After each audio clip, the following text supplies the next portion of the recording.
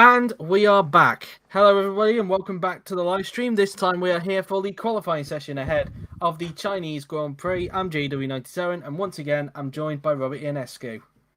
Yeah, hello there, Joe. I'm a race winner here, of course, in the past, so I'm very excited for this track. But it looks like the weather is not going to be the greatest. Yeah, indeed. Well, Q1 it's going to be a dry session, but in Q2 we're going to have a 30% chance of rain, and then in Q3 it's going to be a 55% chance of rain. So it's going to be very interesting to see. Whether we'll have similar conditions to what we had in Melbourne is another question. But I think, without further ado, let's get on to Q1. Now, leave your predictions, guys, on who you think will be knocked out in Q1. So I'm going to ask you, Rob, who do you think will be knocked out in Q1? 2 Manners, 2 Williams, 2 Haas. That's nice and easy, and I think that's what is going to happen. Okay, I'm going to go with 2 Manners, both Williams, a Haas and an Alfa Romeo. I might as well go the same as what I did last week. So, we'll look at some other predictions that have been left as well. Dennis's predictions, he says both Haas, both Manners, an Alfa and a Williams. Franco G said both Manners, a Williams, a Haas, an Alfa, and an Alfa Tauri. Okay, an interesting one. Chris Chatfield said both Manners, both Haas, both Williams. So going the same as you, Rob. So we are in the garages now. Of course, we've got the normal drivers back in the cars. And a reminder to people that the tyres we are using here is the medium tyres. And the first car on the track is the Alfa Romeo of Andrea Vederi. So Andrea Speaking of things that are back, Franco Gamba should have his Valentino Rossi helmet back after a quick change of helmet and change of pants following the practice session. Yeah, indeed. The change of pants being for when Evan Byrne nearly collided with him after he made a mistake. But Vederi, out on track he goes through turns 2 and 3. As all the cars are now making their way onto the track. Of course, everybody goes out on the first lap, and then we usually have one that gets left behind on the second runs, etc., etc. So, that's that really. And what are you checking? Has Yuri just realised that he's done a countdown error? I think Yuri's just realised he's made a countdown error. It's meant to be 18 minutes, not 15. Should we just run with it, or? I know. It's a reset then. The weather will be the same, I think, the percentages. Or are we doing something different?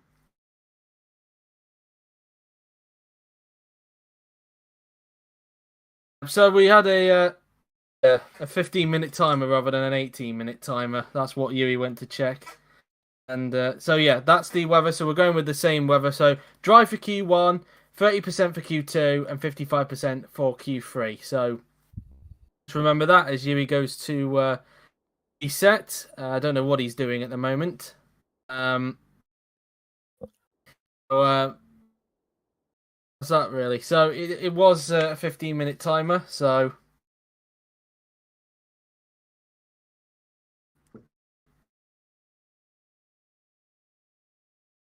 Oh, God. Why is that? Why is that?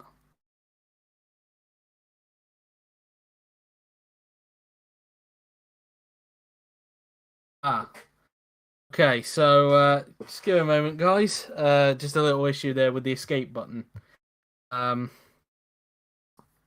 I'm not talking about the angry German kid saying escape button. I'm on about an actual escape button that Yuri has, which is not responding for him. So, the good old days of the offline league community. Yeah. So, anyway. Indeed. So it's going to be a very, very long video as it stands. Indeed, if we ever do make a bloopers video. Knows. But anyway, we're just waiting for the correct timer to be up on your screen, and then we'll get Q1 underway once again. So, so good job, Mr. Yuri Massey. I had to chuckle at that one. But obviously, Yuri's giving that one minus 200. That's a very big amount of downvotes on that one. It's the -2 on steroids. Indeed. So if you just tuned in, guys, Yuri made a little bit of a blunder with the timer, and he's had to reset the game via Task Manager because I think wouldn't work. I'm sorry to make fun of you, Yuri, today. I think you because you also messed up the helmet from Franco. I think you had too much coffee today. Indeed, as I started Raj just giving me a Homer saying doll meme. So anyway, hello Fonchana, hello Shivari, who's just joined us. And so we should get Q1 underway as soon as the game's loaded back up. So as we just waiting now. You can do if you want, Rob, once Okay, sure. the first once the first person starts their time, of course. So as hello Flo, Yuri just made a blunder if you're just wondering. So yeah, so just waiting about, and of course Yuri did make a blunder in practice. For anybody wondering, where he gave Suto the wrong nationality, made him German. But here we go. The weather chances, of course, I'll just remind you, of course, because the weather chances are going to be the same, so ignore that. Q1 is going to be dry, Q2 is going to be 30%, and Q3 is going to be 55%. So bear that one in mind, guys. And of course, one other reminder as well is that David Cupock, of course, has a 5-place grid penalty. So wherever he ends up in this session, he will drop 5 places back after causing an accident with Jamie Griffiths last time out in Bahrain. So we're going to get back onto the loading screen, and for some reason it just closed the stream there. Oh god. What happened? The game crashed. Oh, is the crash physics gone again?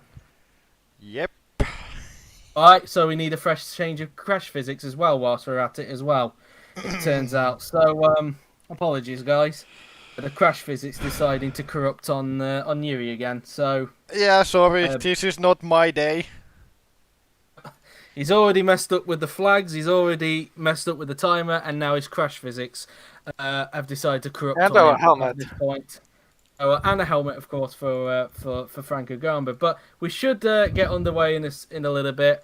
Well, they are usually over an hour long, Jafari. It's not uncommon for qualifying streams to be over an hour long. So just bear with whilst Yuri gets some fresh crash physics onto the mod, and then we'll get underway with it. So that's that. This really sounds like I'm changing oil to a car. It does. It does sound like he's changing oil for a car. Except he's changing crash physics for a mod. So that's that really. So we'll just wait for the stream for the screen to come back up for us. And just a reminder, of course, for anybody who's just joined us, the weather is going to be the same as what it was before we found out the timer was wrong. That being Q1 is going to be dry, Q2 is 30%, and Q3 is going to be 55% chance of rain. So whether the rain will actually come during those percentages, we'll have to wait and see. But that's that really. And today is full of bloopers. You are right, Dennis. A lot of blunders, it must be said, between both practice and qualifying today. Luckily, there's no other streams on today. So luckily, there are no other streams on today, so it's not like we're in a rush or anything. So let's do it again. So we're back onto the game now, guys. And again, a reminder, the first Q1 is going to be dry. So let's try again, shall we, with the fresh crash physics and, of course, everything else. So hopefully this time, there should be no issues this time and we should be able to get back underway very, very soon. So we're just going to wait for the loading bar to go a bit more to the right, which it does. And our Discord is still up at the moment, and there you go. So this time around, take 107. Let's get on with it. So this time it should work. This time it should work. So 18-minute session this time by. Same weather as what we're meant to have. Dry Q1, 30% Q2, and 55% Q3. So hello Rosetta, you haven't missed much, don't worry. Just a few blunders. But anyway, of course, I'm going to let Rob commentate a lap of this track when somebody starts a lap, and that person will be Daniel Fraser. He'll be commentating over once he starts his lap. But of course, Daniel Fraser, of course, this is his third race now in the top class, and he's had quite a decent start to the season, you'd have to say, Rob. Well, we already touched on it, but yeah, the Haas is underperforming, but Daniel Fraser in it, definitely not underperforming. Yeah, indeed. And, of course, Dudu actually had a decent result in Bahrain last time out, but, of course, the team still yet to score a point this season, likewise with Williams and, of course, Manor. Manor, of course, being ahead of the pair of them at this point in time. Alfa Romeo, who seem to be in that scrap as well, have already got points, so they've already got a bit of a head start to those three teams at this point in time. As Fraser now they're making his way towards the left-hander, as everybody now starts to come out onto the track. Usually everybody comes out on the first laps, and then one does get left behind the second time by. So be aware of that. As Flo has just said, he's done most of the DTM skins. He's only got 6 left to do, which is great.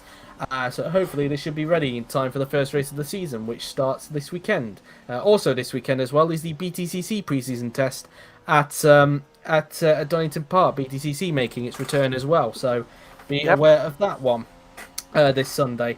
Looking back on it, when I scheduled the calendar, I should have really scheduled it for when the Saudi Arabian Grand Prix was on, because that's on at 5:30 at night. But oh well, I'm not going back on it now. I'm going to commit. So I'm not going back on the date. We're going to commit to this weekend, and then a 2-week break before the season starts on the 19th, I believe it is. The 19th. In any case, it's time for Daniel Fraser to begin the first flying lap of this session, and here it goes. Yep. So I'm going to let you commentate, Rob. All right, here goes Fraser on the run towards turn 1. This corner is critical on the fast of the circuit, and it's very important for lap time. You want to hit that apex nicely and don't go even a centimeter too wide. You need to aim for that apex and keep it going all the way through 2, and then brake early for 3 and focus on that exit. Get on the throttle as early as you can without unsettling the rear. That should help you carry a lot of speed for the flat out 4. And now the flat out turn 5 before heading to the braking zone at turn 6. Fraser in the first sector. So 22.3, not bad at all. Turn 6 is a very important braking zone to get right, as it launches you with a good exit onto this section. And then into turn 8, which is almost flat out, very high speed corner. Carry all the momentum you can through it. And then you have some rapid changes of direction here as you go through the right. And now braking hard through the left, where Evan Byrne made a mistake in practice. You need to open up early though, because it follows a quick left-hander there into turn 10, which is flat out. Now then, you're going to brake hard into 11 for this chicane. Turn in early and nicely. Then do the same for the right-hander. As now comes the swooping long turn 13. Extremely long, and exit is critical. Take as much of the curb as you can without overstepping it. As now you're onto the big, long straight. The back straight of this circuit with Daniel Fraser. Not gaining too much from the Ferrari power unit, but alas. Up next comes turn 14, the big braking zone of the circuit, the main overtaking opportunity. And he's handled it well, I guess. As now all that remains is turn 15. Very fast, carry all the speed you can, but careful on the track limits on exit. You don't want to take too much curb. And Fraser has taken moderate amount there. As now he's going to round off his lap. What time is he going to set, Daniel Fraser? It is a 1 minute 3.0, which immediately gets beaten by Byrne. Now we look at Dudu Kirby now then, who crosses the line, and he goes into third himself. Roberto Gamba goes into second position. Roke also goes into second behind Byrne. Here comes Videri across the line. He slots into fifth position as Franco Gamba goes to the top, but that gets immediately beaten by Lopez, who now goes to the top of the timing sheets. Q-Pop crosses the line, and he goes into second place. He actually gets in front of Franco Gamba. Here comes Loa Chung across the line. She will go in her home race, and where's she going to end up in this session at the moment? She goes 8th, Griffiths goes into 11th position. Here comes Amelia Wilson. She slots into 11th. Here comes Jake Galloway in the Renault across the line, and he goes into 5th position there. Roland Motrin crosses the line, and he goes into 3rd. Zonta is up next. Sontag crosses the line in the Williams, and he goes into 12th. Across the line now then goes Gabriel Gomez in the Alfa Romeo, and he goes into 9th. Kirishima DeRosa crosses the line now then. He goes into only 15th that time by, mate. That's 16th. What about Mark? He goes fastest. Beats Lopez by 200 already. Yeah, 200 a second now then for Armar Cars. We now look at Rosetta Martinez. Crosses the line, goes into 20th. Miklos Gal. Across the line he will go. And only 9th for Gal that time by. Joseph Willows is the only car left. And let's see. It was a good run for the last corner, so I think he can get an okay lap time. Let's go. Let's see where Willows land up. P15 only. It wasn't good. And his teammate is in the drop zone. So at the moment, it is currently car at the top with Lopez second and Kupok in third position. And currently in the drop zone, we have Sontag, Kirby, DeRosa, Wilson, Griffiths, and Martinez. So you'd have to say not a good start for McLaren, Rob. No, definitely not. 5 of those people in the drop zone, we would have expected them, given they drive for Williams, Manor, and Haas. But McLaren, woefully underperforming so far. I don't know what's going on, but DeRosa and Willows need to kick it up a notch if they want to progress through. Indeed. Willows is safe at the moment, but if people improve, he might not be. And DeRosa at the moment is down in 19 if he's definitely in the drop zone. They definitely need to find some more pace in their remaining runs, because otherwise they're in big trouble. Indeed, Coupop, meanwhile, currently in third position, but I will remind you, of course, for anybody who's just joined, Coupop does have a 5-place grid penalty, so wherever he ends up in this qualifying session, he will drop 5 places back. And let's not forget as well, in Q2 and Q3, there is a chance of rain in that session, so be aware of that as Fraser gets wheeled back into the garage, along with his teammate as well, who's also just parked right next to him. In any case, the chance of rain could spring some good surprise, and David Kupok, I think, is betting on it. He did qualify P3 in mixed conditions on his debut in Australia last season, and even with his 5 plays with grid penalty, if he can do very well today, he could, I guess, neutralize that penalty, as Griffiths is having a very, very weird. There was actually some contact there between Griffiths and Wilson. We just saw that. That's why that is happening. So some contact in the pit lane there between Wilson and Griffiths. And but I think Griffiths should be able to stop the car now. Then it's just going to be a little bit of a longer travel to get back into his garage, which his car is now going to be stationary now. So like I said, probably going to be a longer travel to get back into the garage.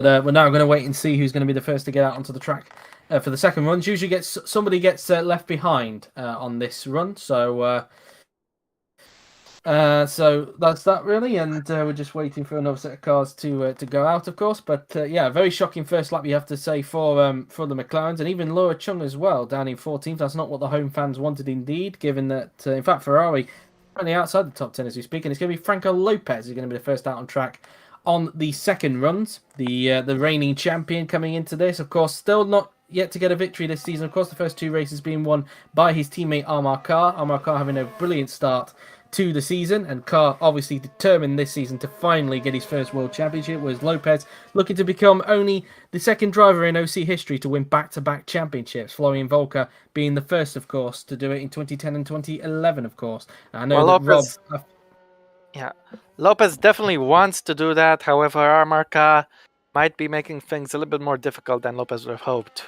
And go on with what you wanted to say, Joe. Yeah, you did say at one point during preseason testing that you thought that I had done a back-to-back. I actually haven't, because it wasn't me who said that. Or was it someone else? I can't remember who it was then. It must have... I can't remember then. Somebody said it, but somebody thought that I had a back-to-back, which I don't actually, because in between my 2 titles, a certain Yuri Mata won in 2007. And was it Dennis who said that, I think? Or... might have been, I'm not sure. But it was someone. It was someone. But anyway, hello Zach, who's in the chat right now. It's only Q1 at the moment, so you're not missing too much at this point in time. As one of the Ferraris is also out on track behind Lopez, along with one of the Alfa Romeos, as Lopez makes his way into the hairpin, and he will start his next lap very, very soon, making his way towards the final turn. And onto the pit straight he goes, and Lopez is going to start his next lap, looking to see if he can try and find another 24,000, maybe 25,000, I should say, to get himself above of Car. Of course, you don't want to be tied with Car in terms of lap time, because Car would still be at the top if they take it from whoever set the time first. Just look at the European Grand Prix in 1987 for proof. And that was freeway, but in any case, this is just Q1. It's not going to decide the grid. Both Lopez and Ka, as well as the other top drivers and teams, are using this session just as an opportunity to test out the waters, as Lopez is up on his on a Ka, but it's not up on his personal best. So it shows he was quicker than Ka in Sector 1 that previous lap, but Ka had the advantage elsewhere. What I wanted to say is, this is an opportunity for the drivers to test the waters. We've got to yell. It's Roberto Gamba. Roberto Gamba's had a spin into turn 1. Yeah, let's see what happened there. Just went too fast.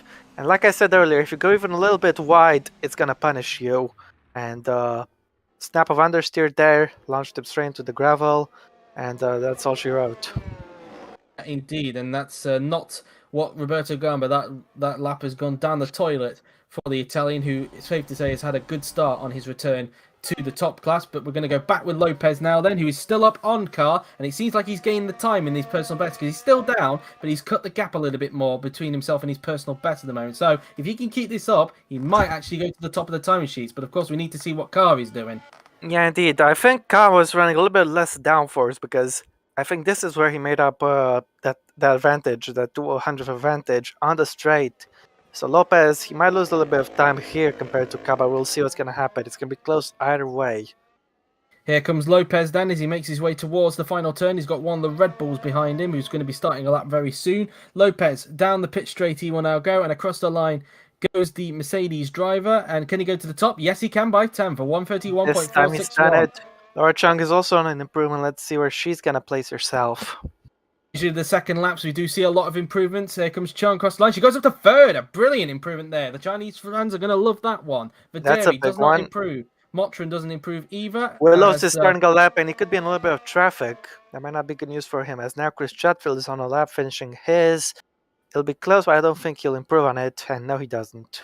By Comes Jake Galloway. He's on a big improvement himself. The Renault driver crosses the line, and he goes up to third. A big improvement for him. Roberto Gamba, his lap has already been ruined, of course, because he made that mistake, and it was ruined by 8.8 seconds. Roke doesn't improve. Here comes Franco Gamba, down in 7th place at the moment, and he remains in 7th. Byrne crosses the line, no improvement for him either. Gomez now then across the line. He goes up to 12th with that time. Here comes Daniel Fraser. Across the line will go the Haas. No improvement for Sontag. He looked like he got held up. Kupok remains in 5th. Here comes Dudu Kirby. Across the line he goes. No improvement for him either, as Martinez is currently holding up car as we speak, and neither of them are able to improve as a result. De Rosa up in his personal best, and he needs to, because he is in the drop zone down in 19th. Where does De Rosa end up on this lap? Across the line goes the Polish driver, and he goes up to third. That's highly impressive. Great effort, from Kershima De Rosa. Just 3,000 in front of Jake Galloway, as Amelia Wilson finishes her lap without improving. She's down in 20th.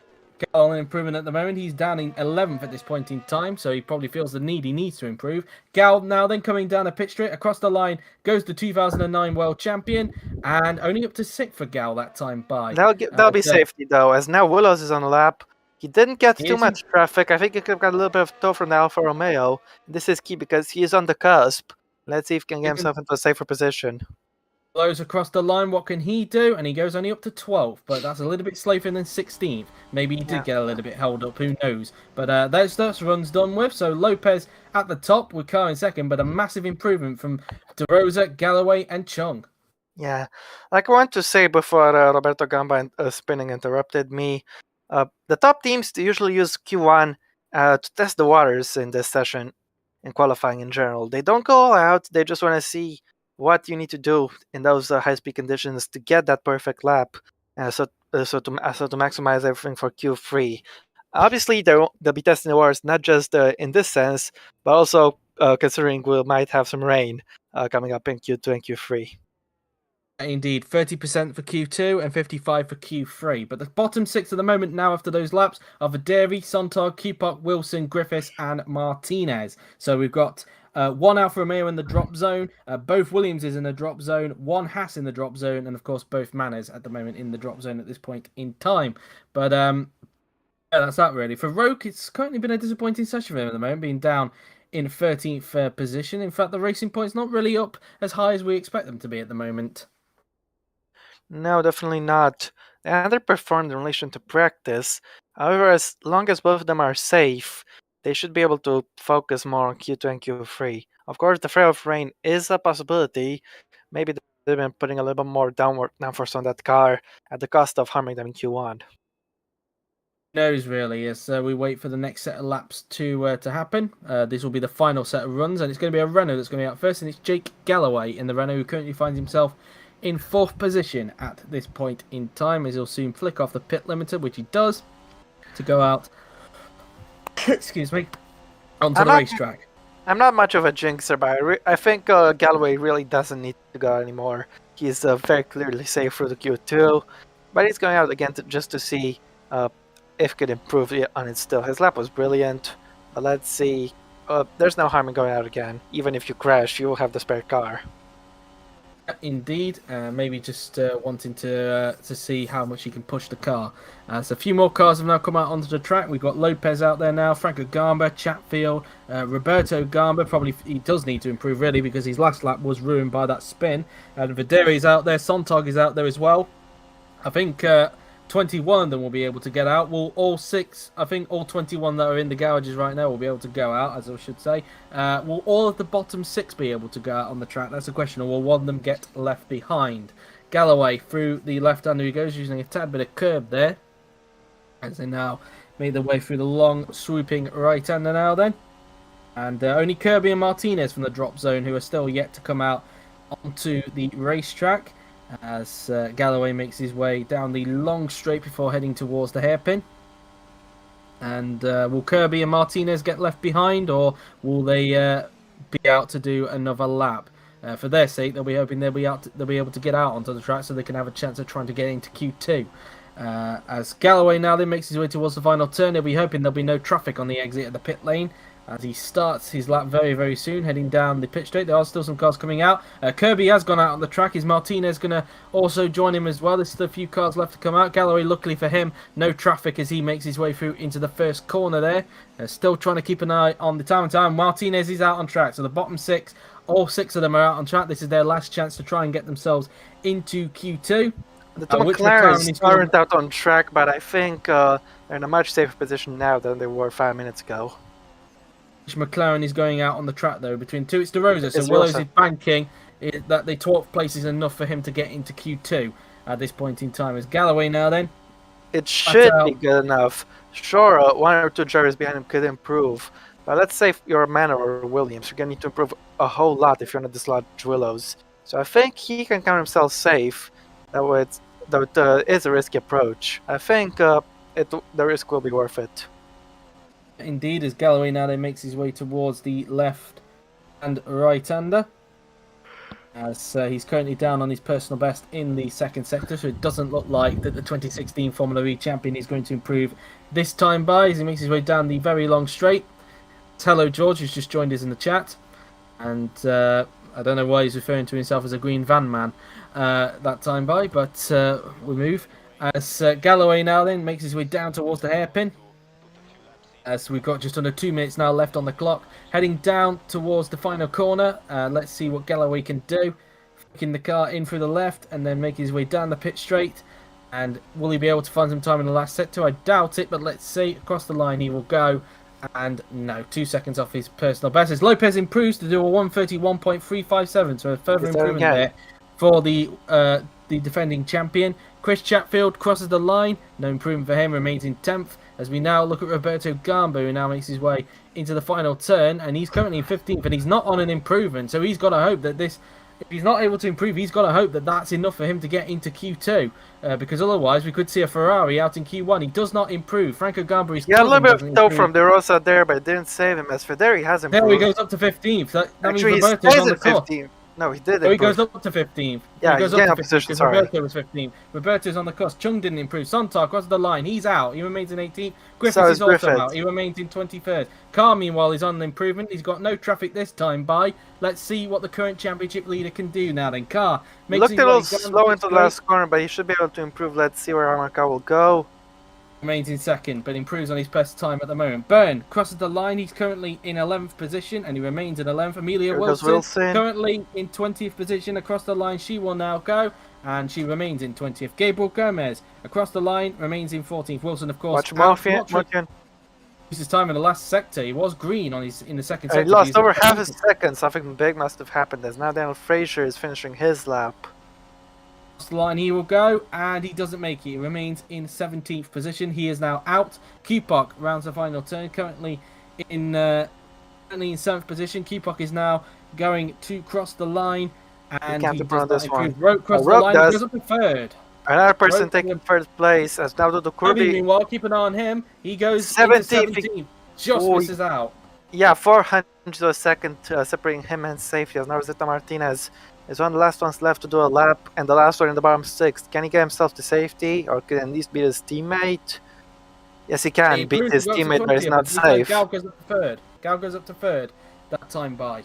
Yeah. Now, we look at De Rosa, who's not on an improvement, but for Roberto Gamba, you'd have to say he's got to count himself lucky that he's made it there into Q2, because he nearly got knocked out there by the hat of Dudu Kirby. De Rosa crosses the line now then, and no improvement for him. And I think those are the other laps done with. And yes, they are. So that is Q1 done with. So Lopez tops it from Carr in 2nd and Gal in 3rd position. And then your bottom 6, which we'll just have a look at right now, are as follows. Dudu Kirby, Daniel Fraser, Felix Sontag, Rosetta Martinez, Amelia Wilson, and Jamie Griffiths. So what did you make of that first session overall, Rob?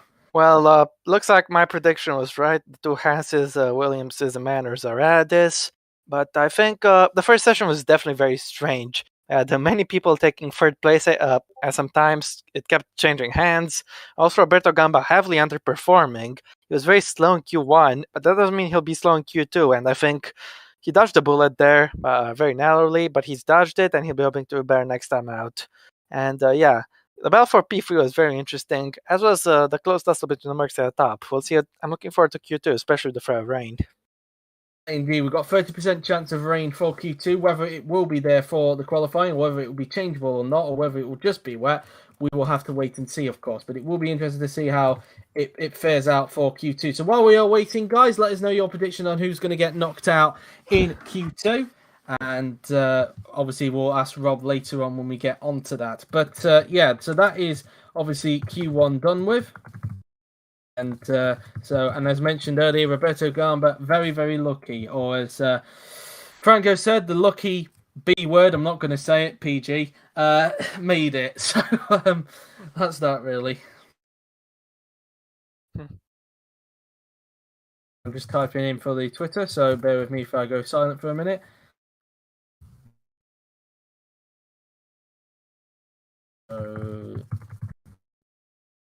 Miklos Gal was third. Up in Q1 is Sontag, Martinez,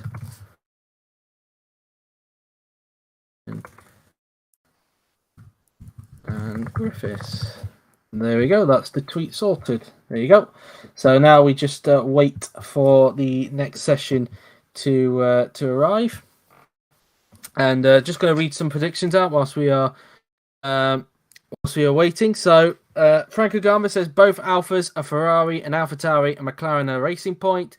Dennis's prediction is both Alphas, both Ferraris, an AlphaTauri, and a Renault. And they are the current predictions that we have at the moment. As we now got the stream on, Like and to add my prediction to the table if you don't mind, as we got a bone dry session. I will ask you just as soon as we get through the weather, because as you can see, whilst we do have 30%, it's going to clear away for Q2. So it's going to be another dry session for Q2. So be aware of that. But without further ado, let's get into Q2. So what's your prediction, Rob? Well, I think both of Romeos are going to go out, then followed by a McLaren, a McLaren, a Ferrari, an AlphaTauri. No, not an AlphaTauri, sorry. A Renault, and what else? A McLaren, I think. Let me take it from the top, sorry. So 2 Alfa Romeos, 1 McLaren, 1 Ferrari,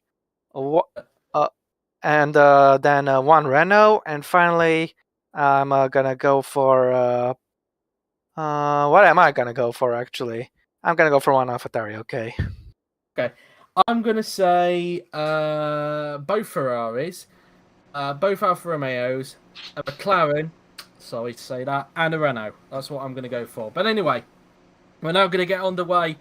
Or Q2, as Andrea Vaderi, just like I think it was in Q1, he's going to be the first to go out onto the track. So, no, in fact, it was Fraser. It was meant to be Vaderi, but in the original Q1, you didn't see, there was a bit of an error on Yuri's end when it came to the timer. But it's that really. So, and yes, he would, George. And yeah, let's just say that he's being a thorn in my arse right now. With all of his memes about me being apparently a fraud. So, moving on. As now I think he's been taking a page out of the Confessor's playbook with the fraud watch thing. Anyway. Don't get started with that, Rob. I don't think anybody needs a reminding of that yet. No, definitely not.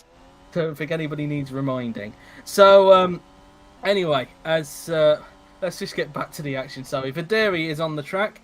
And there's still a few more cars yet to go out on the track according to the mini-map. And they're all just coming out one at a time. Hopefully there should not be any traffic for Vaderi. I doubt it, but you never know. Of course, somebody could just get held up like... well, we thought that was a hold-up in GP2, didn't we? With... who was it? They got held up in the garage, but it turned out he had front wing damage. Forgot who it was in qualifying. Skilling. It was Skilling. It was the high-tech of Skilling. That was who it was. Yeah, quite weird how that one came to be because we didn't quite catch it on the cameras, which was a bit strange. But there we are. As Videri now then comes out of the final turn and makes his way onto the pit straight then to start his first lap of Q2, which he does now then. So now making his way towards the first turn. Of course, Videri having quite a decent start to the season, finds himself currently 8th in the Drivers' Championship with 6 points. Wasn't able to get points last time out in Bahrain, but in Australia he was very, very quick indeed, and we'll be looking to see if he can have a good result here in Shanghai. The second of 11 races this season that the real life 2020 season didn't pay a visit to because of a certain virus that was going around, a certain C word. So that's that. It's 22.401 in the first sector for Videri as he now makes his way towards the quick left-hander. And then he'll slow it down, maybe just a lift off of acceleration through into the right-hander. Kind of a similarity, you could say, in a way, with Malaysia's left and right complex of corners in the first sector. But I would say it's just a tad bit slower than what it is in Japan. It's quite familiar. However, this section is it's a little bit tighter, really. It's the apex is much more divided up. It's like a double apex. In Sepang, it's one really long right-hander, but it's still a single apex. Here, it's double, and yeah, it's definitely much tighter as a result. Indeed, as Videri now then makes his way down the pitch tree, he'll soon be finishing off his lap quite soon. He's 5 tenths off of De Rosa in the second sector, and in fact, Kupok is 2 tenths off De Rosa at this point in time. So Videri now then making his way towards the final corner now then, and then he'll come onto the pit straight. Let's see what Andrea Videri can do as the Italian now then makes his way across the line. What's the benchmark time going to be? And it is a 1:32.785. Here comes Kupok. He's making his way down the pit straight. Let's see where he'll end up. Should be able to beat it. And he does so by 6 tenths of a second. Here comes De Rosa. Can he beat Kupok? And yes. He can by 3 tenths of a second, I believe that's said, or 1 tenth. I think 1 tenth it was. 1 tenth. It was. So Roberto Gamba were now riding on board. We're just barely able to get into Q2 in the previous session. Here comes Roberto then coming out of the final turn. He'll be hoping to put that behind him. Let's see if he can get fastest so far in this session. No, he can't. Across the line he will go, and he's down in 4th. So he's actually behind Videri. Byrne went into 3rd there. Carr only 2nd behind De Rosa. Interesting. Gal goes to the top of the timing sheet, as does Gamba now. Takes away from him. Willow's up next across the line. He goes 4th. Just 1,000 behind his teammate De Rosa as the Gallo is up next across the line. He's very slow. They're in 10th. Because Motrin across the line, he goes in the Racing Point, goes only 9th with that time. George Roque across the line in the Racing Point, he slots to 7th. Here comes Franco Lopez, the man who topped Q1. Is he able to top Q2? And it doesn't look like a very good lap for Lopez, it must be said. And no, it's not only 12 serious? for him. It's serious. It looked like he got held up by that car. He got held up. He got held up by the Alfa Romeo in front of, I believe that was Gabriel Gomez. He got held up by. So, yes, Sectors 1 and 2 are massively compromised, and the reigning champion is not even in the top 10. It's not safe. Gomez 15th because of that. Here comes the home favourite, Laura Chung. Where's she going to go? Across the line goes Laura Chung, and she goes only 10th for that time, so she's only in the cusp of the top 10. That's already done for the first round. At the moment, it is currently a Red Bull 1-2 with Franco Gamba at the top ahead of Miklos Gal. Then it's the 2 McLarens of De Rosa and Willows, but Lopez not getting off to the best of starts thanks to being held up by Gomez. But not just him, look at Armarca. He's been struggling too. You'd expect to be much quicker than Red Bulls, but he's down in 5th place. He's slower than McLaren's as well. McLaren really turned the wick up after a little bit of scaring Q1. There are those drops of rain coming up. Indeed, we're not expecting any rain in this session in Q2, judging from the weather forecast. But who knows for Q3, because we've got a 55% chance of rain, we might see it coming to fruition into that session. Just going to point out with Kupok, he's currently in the top 10 at the moment. But I'll remind people who've only just joined us, Kupok, of course, has a 5-place grid penalty. So wherever he ends up in this session, he will drop 5 places back. This is due to him causing an accident with Jamie Griffiths at the last race in Bahrain. But Dairy being wheeled back into the garage. And as he gets set for his next time. Of course, Gomez 2.4 seconds off, over a second off of Gallery. That was because of Lopez getting by him at the hairpin, which kind of compromised him. So we're still yet to see some good lap times. Motrin at the moment down in the drop zone. Not the best first lap for him, you'd have to say, Rob. No, definitely not. Bit weird there. I think he struggled a little bit, but there is still time for him to improve. If it stays dry, he should be able to get himself in the top 10 now with that Mercedes engine in his car. Indeed, as Chatfield is now back into the pits as we wait for maybe for Deary to go back out again first, like he did last time out.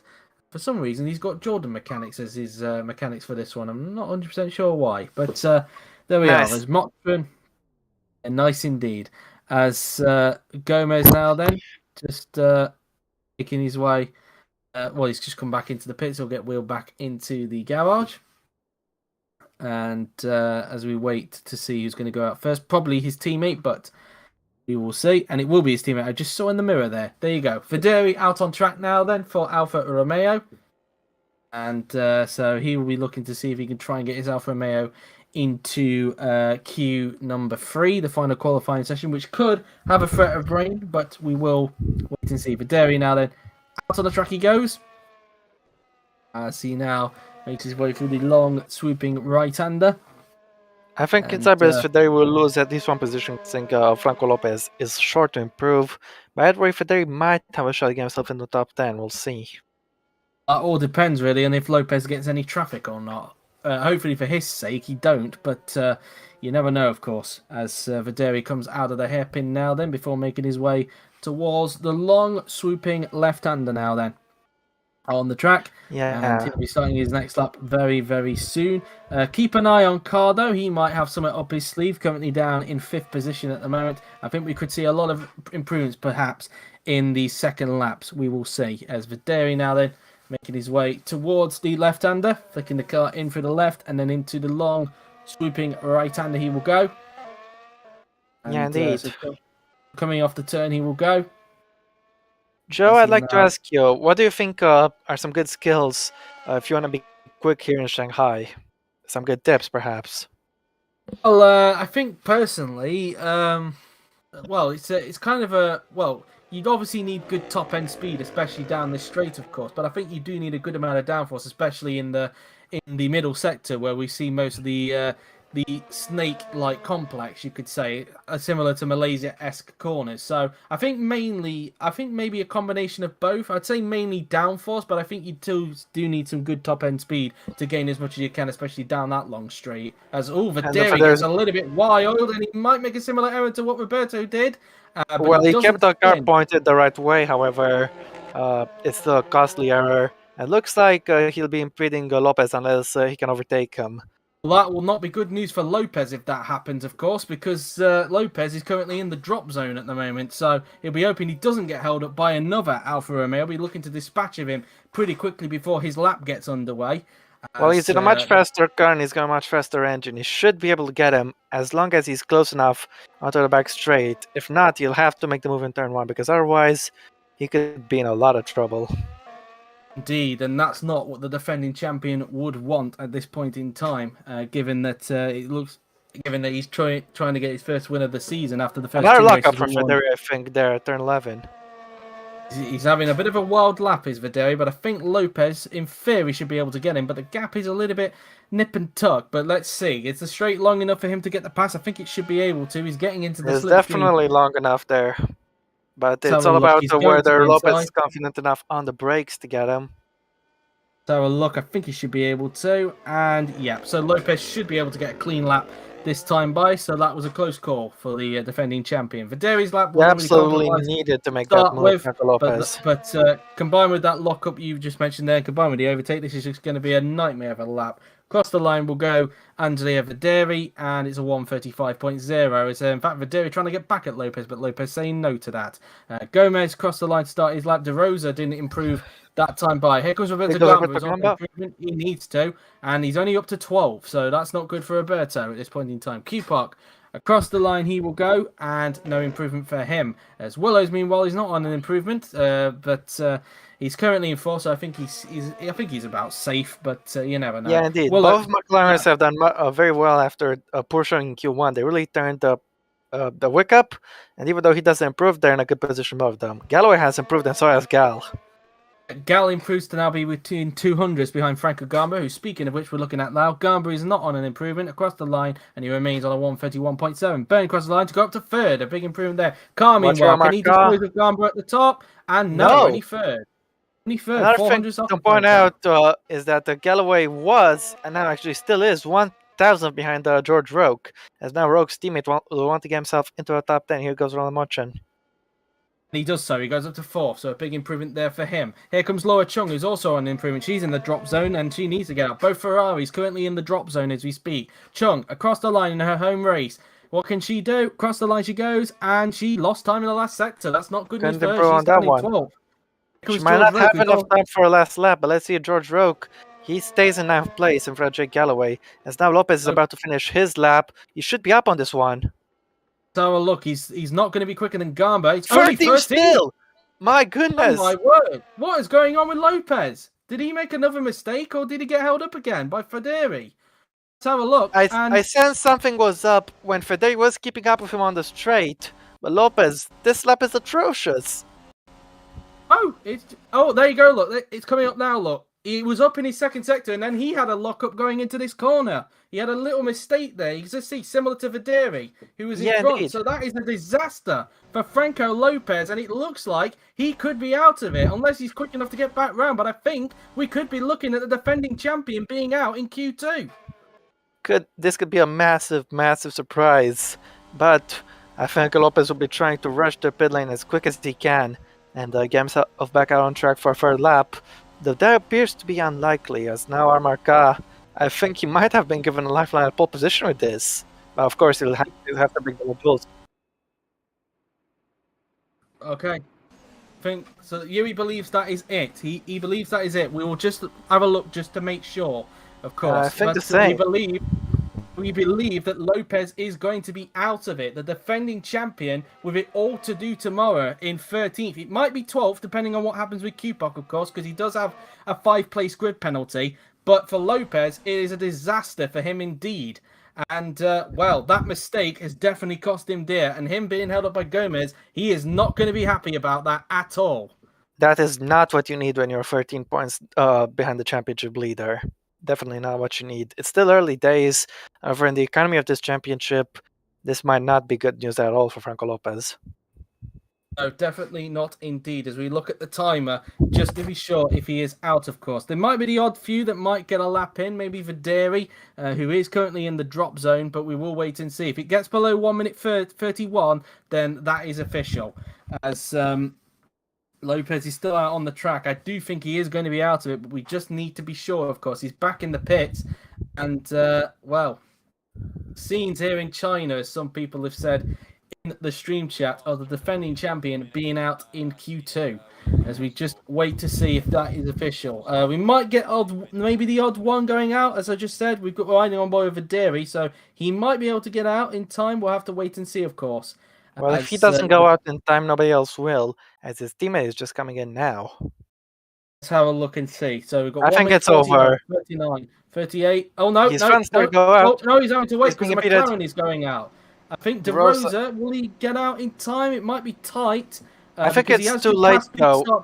He has just passed the start-finish line, though. Yeah, so but he's going very slow. wait and No, see. look, he's already lost 5 or 6 seconds. I don't think he's going to make it, but someone who's definitely not going to make it is Franco Lopez, who is out of qualifying. Indeed, Lopez out in Q2. So, I think Federi is out too late as well. It'll be a close call for De Rosa, but I think he'll miss out by 4 or 5 seconds, in my opinion. yeah, indeed. As De Rosa now then makes his way through the right-hander and then into the hairpin, he will go now then, as we have just over 1 minute to go in this session. So now we make our way towards the flat-out left-hander. Just to be sure if De Rosa has got enough time or not, we will see, of course. Rob believes he hasn't, but we will see. But Lopez, yeah, what a disaster for him indeed. I think we're just going to keep reiterating for a while, but it is just a massive shock. I don't think anybody, when they thought today who would get knocked out, I don't think Franco Lopez was the one name that came to mind. And Red Bull, I spoke about it in practice. They might be hiding something up their sleeve. I think they've definitely unleashed it now. It's not by much, but they both were able to outpace Armarca. And this could be a freeway fight for pole position, with the usual suspect missing from it. Yeah, indeed. As we're just looking at the timer, will De Rosa have enough? I don't think he will, to be honest. Looking at In that, any case, he is safe. He is safe either way. But let's see if he can get one last lap in. He and his teammate have been very close in this Q2 session. He's got 5 seconds to spare. He's not going to make it. The final turn and onto the pit straight we will go, and no he won't. So there you go then. So Franco Gamba tops it with Gal in second and Carl in third, and your bottom 6, let's read it out to you, are Chris It's Chatfield, quite a shocker. Laura Chong, Franco Lopez, that is not a misprint, he is 13th, Roberto Gamba 14th, Andre Videre 15th, and Gabriel Gomez in 16th position. So I don't think I really need to ask you about your thoughts, but you might as well tell us your thoughts right now, Rob, other than Franco Lopez, of course. Well, the number 13 definitely proved to be unlucky today, but I gotta say great performance for McLaren, and also from AlphaTauri. Chatfield only narrowly missing out by 1 place. David Kipak doing quite well, trying to do the best he can to offset that grid penalty. And if his cards are right, he might even start in front of a Mercedes tomorrow. Of course, there's a chance of rain in Q3, so who knows what's gonna happen there. But I think, No, yeah, indeed. the biggest story from the people who will actually be going through to Q3 is that Red Bull have finally woken up, and I think they'll be trying their damn hardest to challenge Cal for pole position. Whether they will wake up for Q3, though, is another question, or stay awake, I should say. Yeah, indeed. Well, if it rains, it might be a little bit better for them. In the dry, of course, Mercedes have an advantage, but in the wet, where the track is slower and downforce is more important, Red Bull could get a little closer. Knows really. As just going to get a picture now of Franco Gama. So whilst we wait, then guys, let us know your prediction on who you think is going to get pole in Q3. And first, I would just like to read Dennis's comment. Out of qualifying session 2 are the following drivers: Chris Chatfield, Laura Chang, Franco Lopez, ! Roberto Gamba, Andre Federico, and Gabriel Gomez. So yeah, Lopez being out is an absolute shocker for everybody. But my prediction for pole, if I'm going to be honest with you, Joe, is going to be Franco Gamba. I'm going to play it safe, I think. I'm going to go with Armar Carr. But again, the weather could throw a bit of a surprise. I mean, we saw last week, we nearly had a shock pole from Roland Motrin. It nearly happened, but it didn't quite happen. It was ironic that Lopez was the one to stop a midfield car from getting pole position, to be honest. Maybe this is what the midfielders have been hoping for. No Lopez this time around.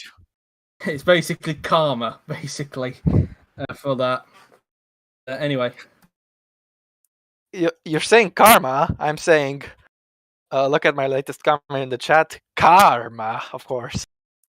Oh.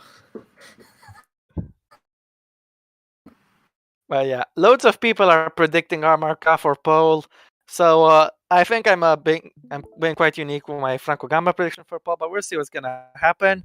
It's gonna be dry again, isn't it? We are getting on the way, and the weather, well, the rain is actually going to stay away. So that's that, really. The rain will stay away, so it is going to be a bone dry Q3. So I think without further ado, let's get into it. As I just type in the rest of this tweet. Yeah, big shock there in Q2. What's that?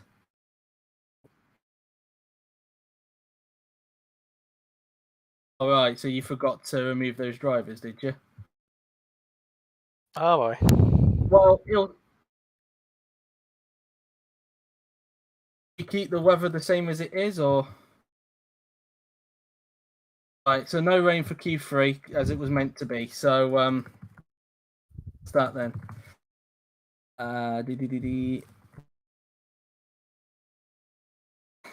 So that gave me time to actually send that tweet out, in fact, whilst Yuri made that blunder. So no, Franco, it's not a game crash. Yuri forgot to get rid of the cars that were in Q2. He forgot to select it. Yuri's brain.exe crashed. So that's that.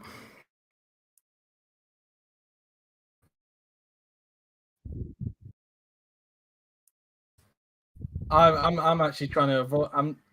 I'm still kind of debating whether I want Windows 11 or not. All right.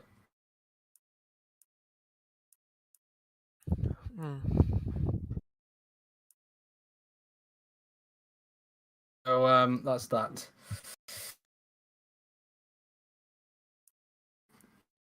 So just give it a moment, guys, and Yuri will get this sorted very soon. It will be a dry session, like it was said on the weather forecast there, as we were supposed to avoid the rain, so don't worry about that. And so Zachary Fitzwater suggesting that you should grab some vodka. I don't think that's the best cure for that. Or maybe. Okay. Anyway, let's get Q3 on, shall we? Yeah, let's go for And, it. It's been good to read through your predictions for pole, guys, but now it's time to see which one is going to be correct. I don't think Yuri will be jump scaring anyone, Flo, to be honest. That comment. So let's get on with it then, going into Q3, and it should be quite an interesting one. So here we go, and well, only one Mercedes in this session. I don't think that's happened for a while. I don't think so. No, definitely not. A big surprise, but for neutral fans, a very welcome one. For Franco Lopez, not welcome at all. Yeah, indeed. So we are now going to wait to see who's going to be the first to get out onto the track then here in Q3 and who's going to get pole position for tomorrow's Chinese Grand Prix. Of course, Franco Lopez took pole in the first two races, but we now know it will be a different pole sitter as a result. And another question surrounds on where David Kupok is going to end up, because let's not forget, he does have a 5-place grid penalty. So Lopez could still start in 12th for tomorrow, depending on where Kupok ends up finishing in this session, because he will have to drop 5 places back. But Carr is the first one out on the racetrack then. So around turn 1 he goes now then. He'll now make his way towards turns 2 and 3 on the track. A lot of people are claiming that he's going to be the favourite to get pole in this session, and I think you would. Yeah, so I think it'll be very interesting to see if he can live up to that. Well, So Kai is finally the found the overwhelming work. favorite to take pole, but he's still got to put in the work, of course. And the Red Bulls, as they've shown in Q2, they are a threat, and they can try their damn hardest to beat Kat to it. In any case, unless Kat erupts an absolute stinker, he will be in the top 3 on the grid. I'm sure he wants to aim for that pole. This is a golden opportunity for him. Yeah, indeed. As Carr now then makes his way towards the left and right-hander now then on the track. So flicking the car in for the left and then through the right. That's obviously where Lopez made his mistake in Q2. And of course Videri as well on the previous lap. Through the banking now then goes Carr. I think all 10 cars are now out on the racetrack, which they are. Yeah. So hopefully for all 10 of them, they'll be hoping there's no traffic on their lap. So, heading their way now then down towards the hairpin now then. As now Carr will flick it in through the hairpin, just missing the curb on the inside there. As he'll now make his way towards the final turn to start his first lap of Q3. Flicking the car in through the final corner and onto the pit straight will go Armar Carr as he will now start his lap. He starts his lap now then, as he makes his way down towards the first corner now then. And so far looking very tidy indeed. He's not made a mistake like Roberto Gamba and even Videri did in Q2 and Q1 and I think Q2 he went a tiny little bit too wide into turn 1, but that Mercedes has a lot of grip, so he was able to get to hit that apex quite nicely. Let's see his first sector time. Across the lines at 22.0, that's fast. Mighty fast.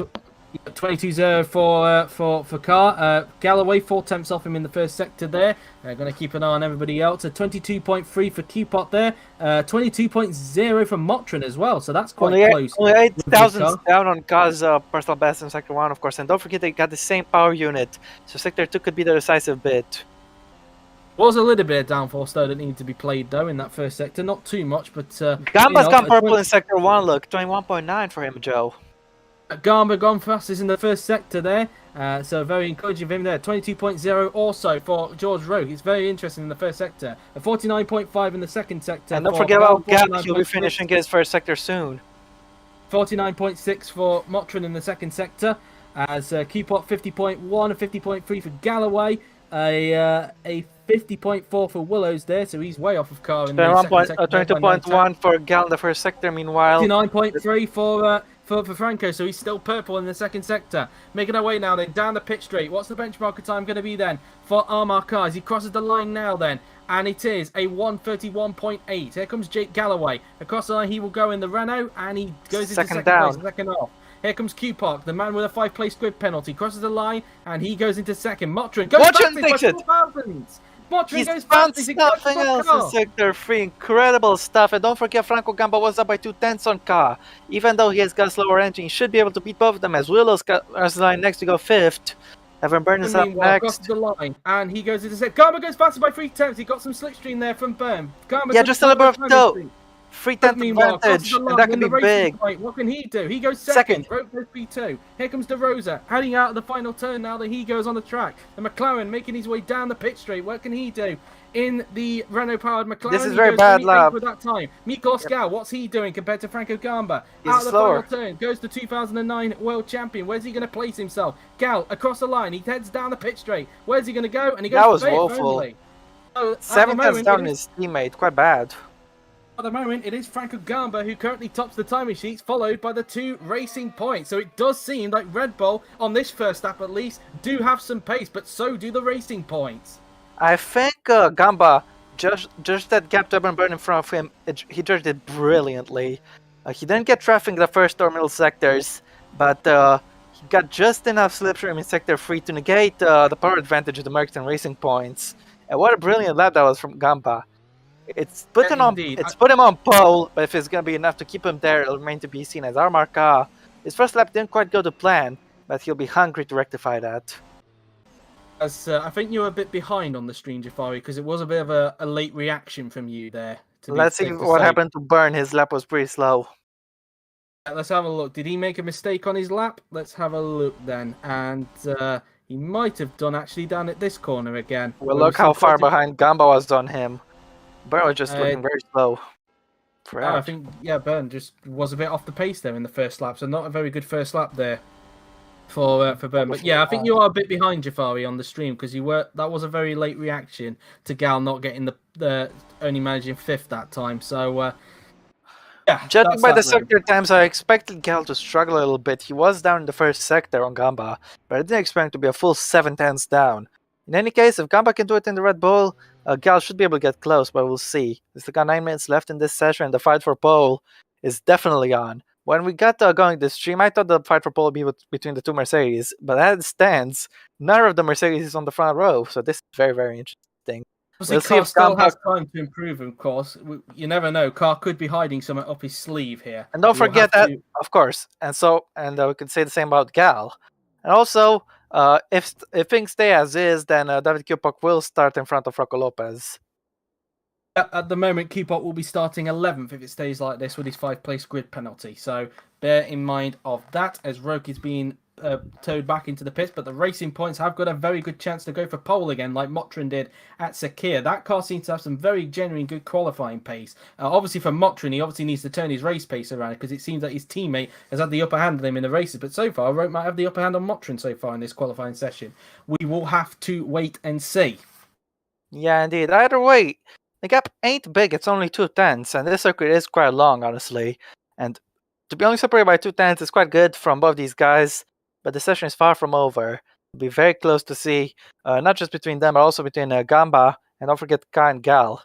These 5 guys are going to battle it out for pole, and I'm very, very excited, as Gal looks like he'll be going out first once again.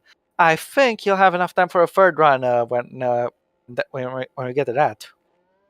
We will have to wait and see, of course. It depends how much time he's got left on the clock when he gets back round. But Carr, out on the track now then. First time out like he was last time by. And he's determined to see if he can try and find 3 attempts to try and get pole position off of Franco Gamba. He currently lies in 4th position as we speak at this point in time.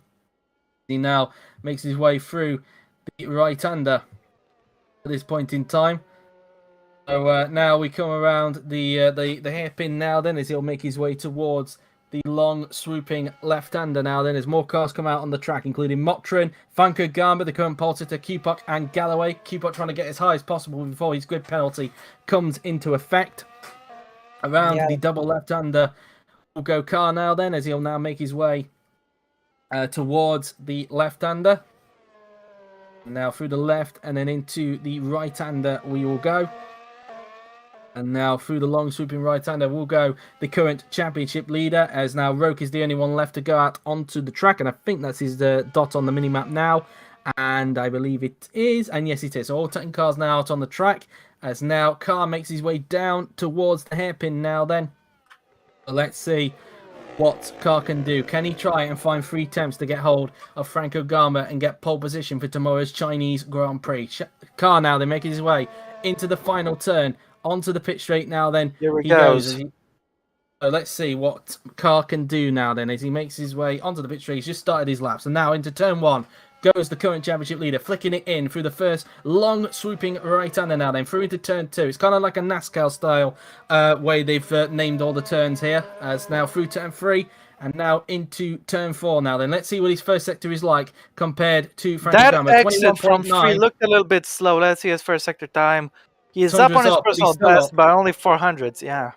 It's still down on Franco Gamba, so he is up on his personal best. He could still get further unless he does a Lopez and find some time in the second sector. It might be a bit much, but it's still possible. You never know, of course. Let's see what his second sector is like compared to Gamba. Don't forget one key thing, that Armor car might get a third run in. The other guys, I'm not so sure about them anyway. Here comes the middle sector split. Let's have a look. His middle sector. He's up. He's 200 up on Franco Gamba in the second sector. So he's found a lot of time in that second sector. But can he keep it up in this last sector? That's the question, because he's only 200 up on Franco Gamba. This You should have the by. power advantage over Gamba here, but don't forget Gamba had some slipstream from him on the start-finish straight. That could play a factor. Guy's gonna need to nail the hairpin and the last corner if he wants to take pole, though. Here comes Carr then, into the hairpin he will now go as he flicks it in through the hairpin now then. Now heading down the final corner goes the championship leader. Can he snatch pole off of Franco Gamba into the final turn? He's super aggressive on it. To the pit straight now then goes Armor Car. Can he snatch pole off of Franco Gamba? The championship leader crosses the line. Can he grab pole? Yes, he can by 500ths of a second. 131.4. Gamba not on an improvement. He's only 500ths off, but can he find some time in the last sector, or is it too much for him to get back? Gamba now then heading down the pit straight goes Franco Gamba. Can he try and snatch back pole off of Armor Car? He can't. No, he can't. Sometimes down his personal best, but watch Jake Galloway. Six. Very close to the back of Gal. Lamotrin across the line, and he doesn't improve. David Kupok is not on an improvement either. The Alpha Tauri driver crosses the line, and he remains in 7th position. He'll currently be 12th at this point in time. Rose is up on his personal best now then. The Polish driver now then comes across the line now then, and let's see what he can do. And he goes into 5th. Gal across the line. What can he do? He goes into 4th.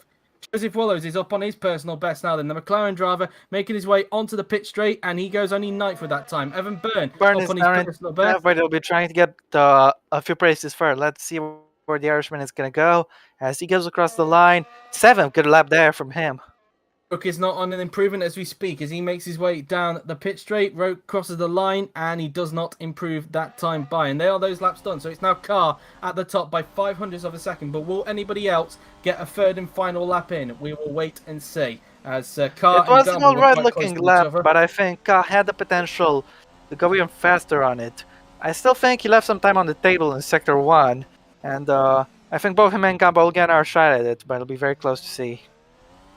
Indeed, but we will see, of course, as Carr makes his way back into the pit lane. Also, Gal did well to get closer to his teammate Gamba, but I really thought he might have a shot for pole, Miklos Gal, but he lacked a little bit of straight line speed. He just can't transfer the front row.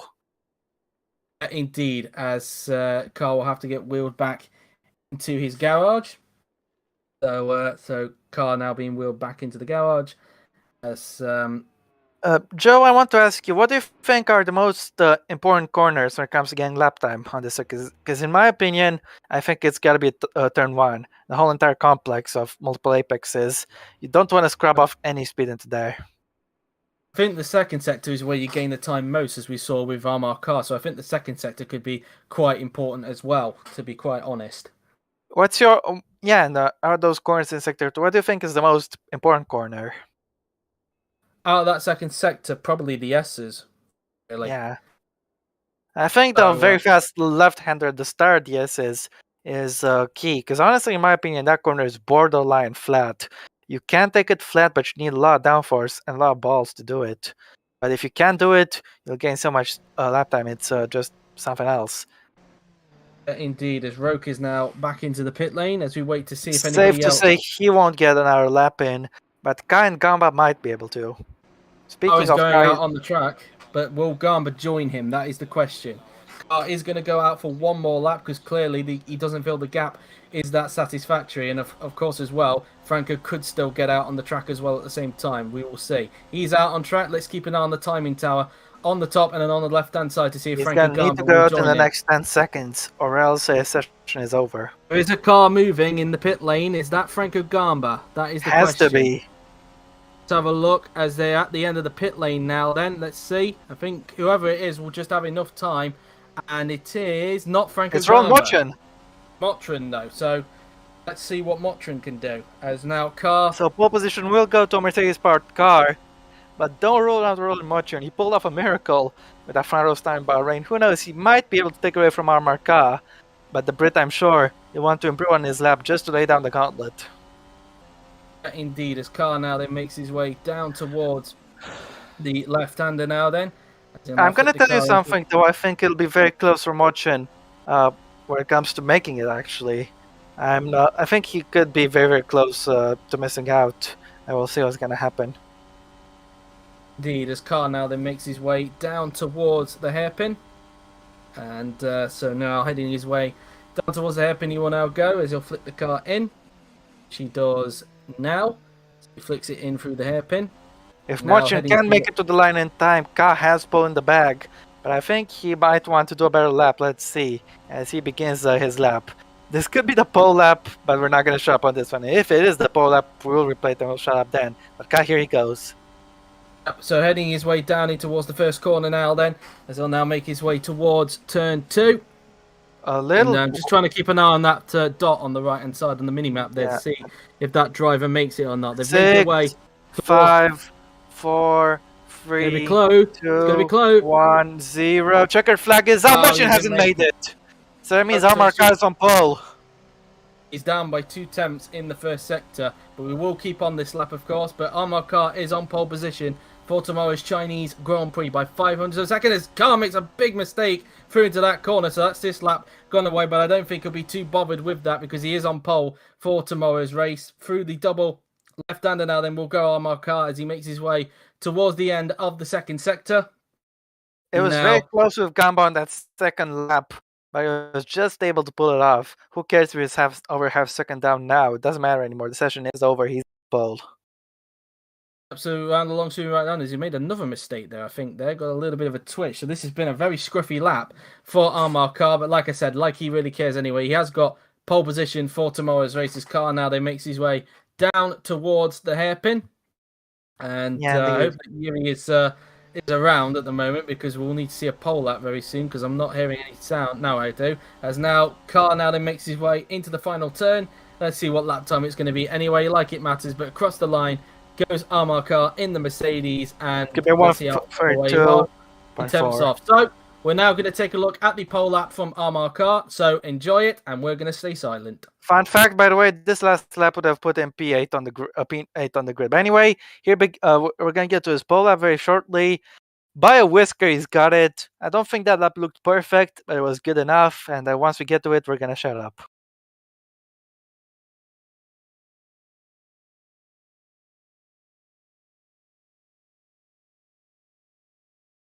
Right, here we go. Here's the pole lap. Enjoy.